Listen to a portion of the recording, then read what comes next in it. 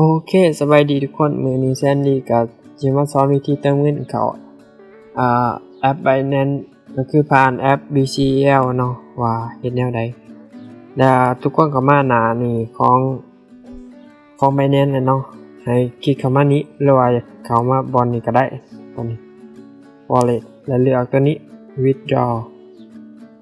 เลือกเป็น P2P เพราะว่าเราจะเติมแบบ P2P แล้วจากนั้นให้เลือกสกุลเงินกีบก็คือ LAK ก็มันบ่มีมันให้เฮาเขียนหาจะเห็นขึ้นมาให้บ่ LAK เมื่อมันขึ้นมาได้จังซี่เฮาจะมาเบิ่งว่าเฮาจะมาซื้อก็คือ B นี่เนาะเฮาจะมาซื้อก็คือเติมเงินเข้าแล้วเบิ่งหารได้รับซื้อแน่และคันตามลิมิตคันตามแม่นเท่าใดสามารถเบิ่งได้เด้ออาหารที่คันต่ำ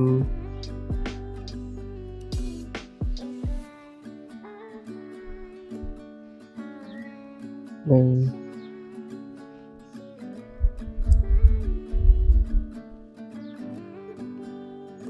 จะเลือกหารตัวนี้ปกติไผอยากซื้อให้เลือก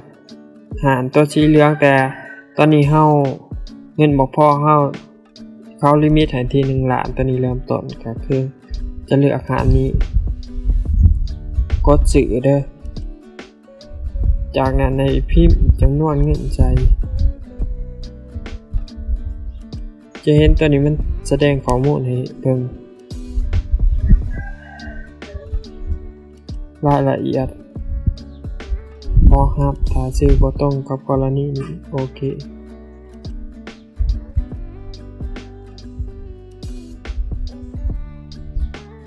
มันจะได้อยู่76.28 USDT กดซื้อ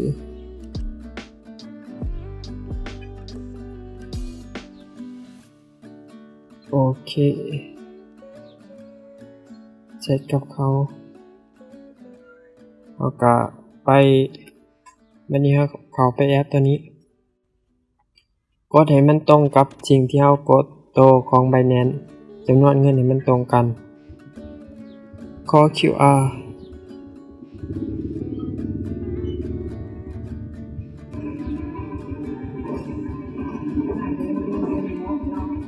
จะถ้าเขาส่ง QR มาให้เด้อแล้วเราจังสิโอนให้เขาได้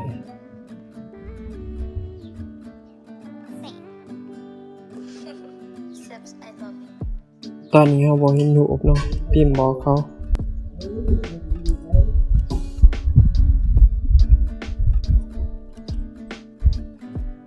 โอเครูปกำลังขึ้นเนาะเซฟไว้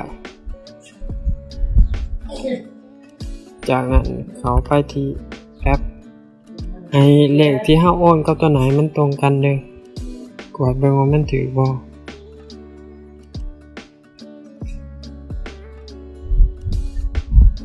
ให้เขียนคำว่าค่าเครื่อง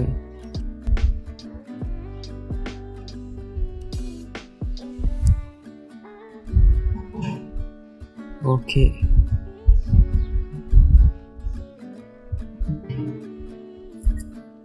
แคปไว้แล้วส่งให้เขาเนาะ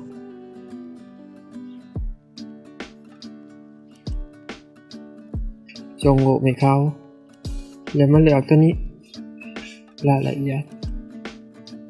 กดตัวนี้กดปุ่มสีเหลืองๆ View Comment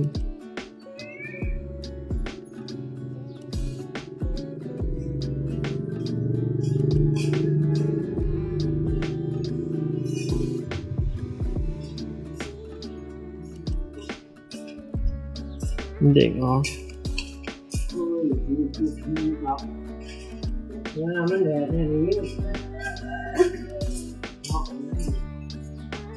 กดตัวนี้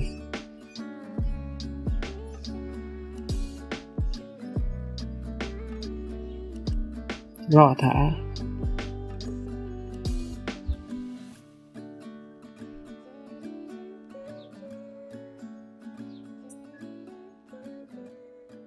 โอเคแล้วนะก็สิประมาณนี้ มาเบิ่งที่ตัวนี้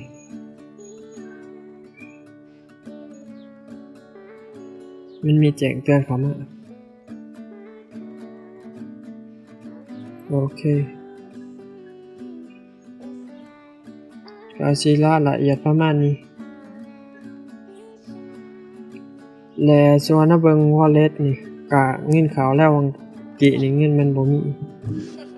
Steps I love you. นี่มันเป็นของรวมเนาะตัวนี้แต่เฮามันจะไม่อยู่ในตัวใดเฮาบ่ทันได้รู้น่าจะเป็นของ USDT เป็นของ USDT โอเคก็สิประมาณนี้เนาะสำหรับการฝากเงินเข้า Binance ผู้ใดอยากถามก็ถามได้ก็สิรายละเอียดก็สิมีเท่านี้แหละสำหรับผู้ใดบ่เข้าใจก็ถามเพิ่มเติมได้